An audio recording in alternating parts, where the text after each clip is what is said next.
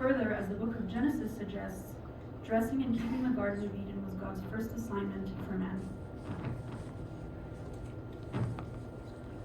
And the Lord God formed man out of the dust of the ground and breathed into his nostrils the breath of life, and man became a living soul. And the Lord God planted a garden eastward in Eden, and there he put the man whom he had formed, and out of the ground made the Lord God to grow every tree that is pleasant to the sight and good for food.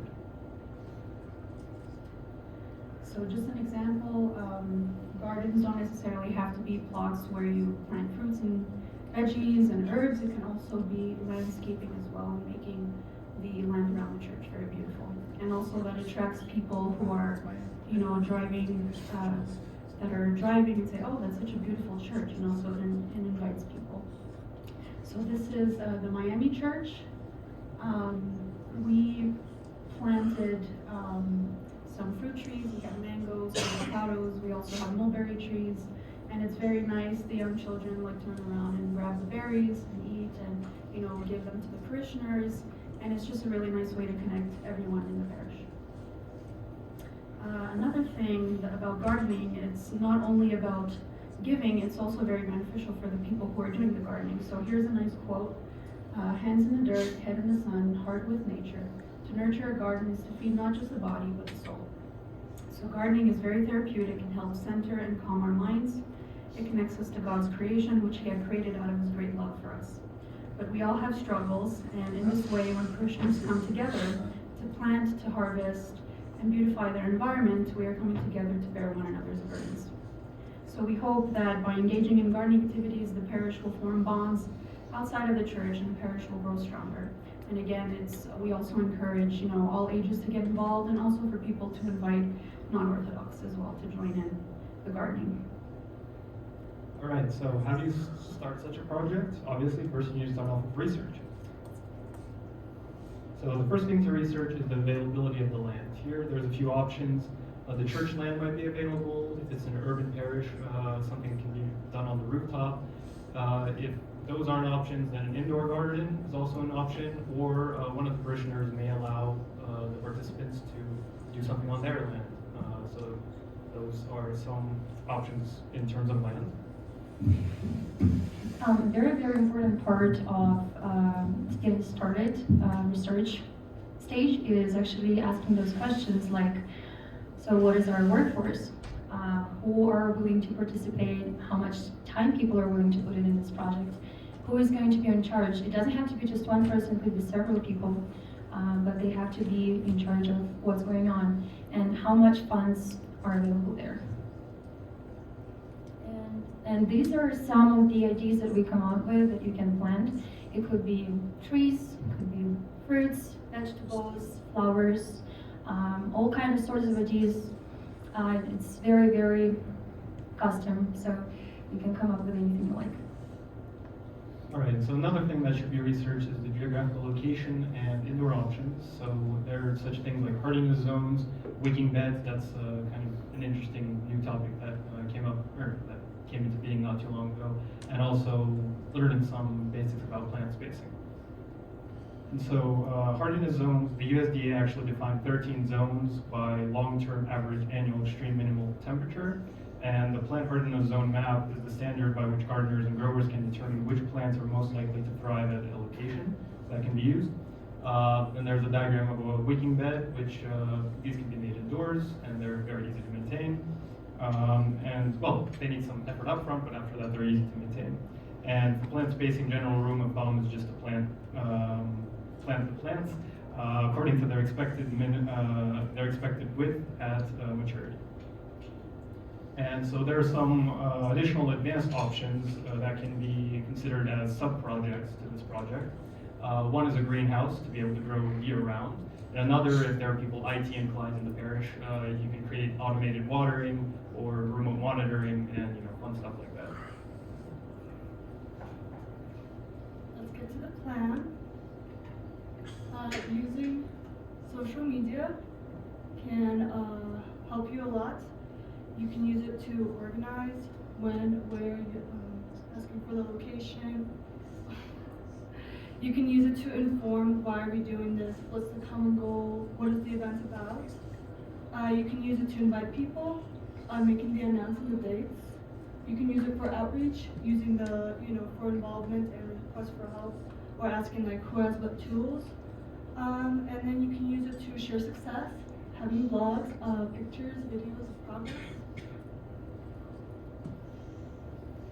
So this is a quick list of things that you might need and where to find. So you don't have to always buy things, you can borrow from parishioners. So, yeah. And so, since gardening is a popular hobby, many starter kits or starter kit examples can be found online. One that we found, it's suggested for about 3 or more people. It only takes about $330 to buy all this and start gardening. So you don't really need a large amount to get started. Getting your hands dirty. So we gotta do prep organization. We completed a little guide list for you, getting the priest's blessing, finding the volunteers who are interested, making the announcements on social media through sermons, and inviting people on like Sundays. Set the date for the planting, estimate the number of participants, and collect the appropriate tools and supplies. And a little fun fact is that Saint Tryphon of Kamsadi is actually the patron saint of gardeners and wine growers, helper against rodents and lotus. And he also has a very, very interesting, I'd even say outstanding life story, and highly recommend reading it. And then we also made like a little guide of how to like plant if you don't know. We did like a pre-planting, which is like pick up your plant, pick your location, select the veggies. And then we did how to plant.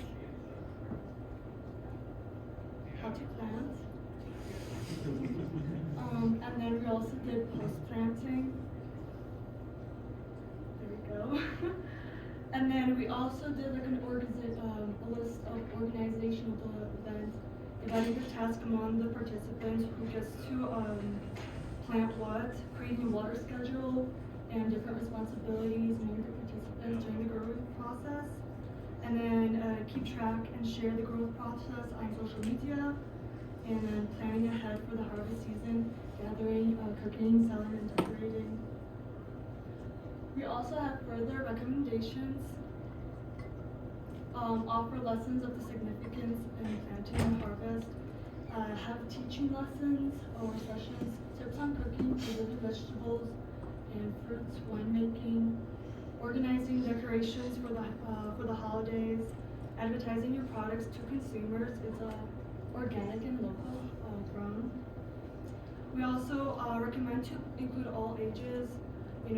Role models, giving responsibility for the young ones and the older ones. We also conflicts may occur with planting and cooking opinions. Have a leader in charge and involve a priest if needed. And then also singing is a good bonding experience during planting. Okay, now the fun part. It's harvesting, and there are different things that you can get out of this activity. One of them is that you can have vegetables for your trapeza. You can sell food, serve food to homeless people or people in need. You can use flowers to decorate the church or icons. Finally, you can use it as fundraiser.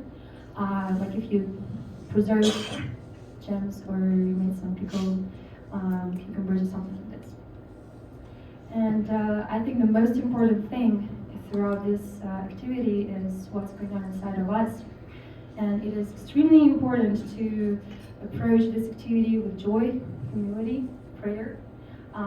Joy helps in labor. Humility is just a thing that prevents some conflicts. And prayer, always good to pray during your labor. It connects you with God and prevents your bad thoughts from entering your head. And finally, labor, it's good to teach everybody how to work. And also it connects older generations with the younger generations. And other things that are more obvious is charity, fundraising, yard work, gives us a lot of resources. Yeah, so since we're gonna need to wrap up, we had some more about if the parish doesn't have land, there's options for field trips, and so we won't get too far into that, but even if plan A fails, there are plan Bs. And yeah, would you like to wrap up, Jess? Well, so we started with the quote, and so we'll just kind of sum up our feelings about this. And the earth brought forth grass, and herb yielding seed after its kind, and the tree yielding fruit, whose seed was in itself after its kind, and God saw that it was good. Thank you.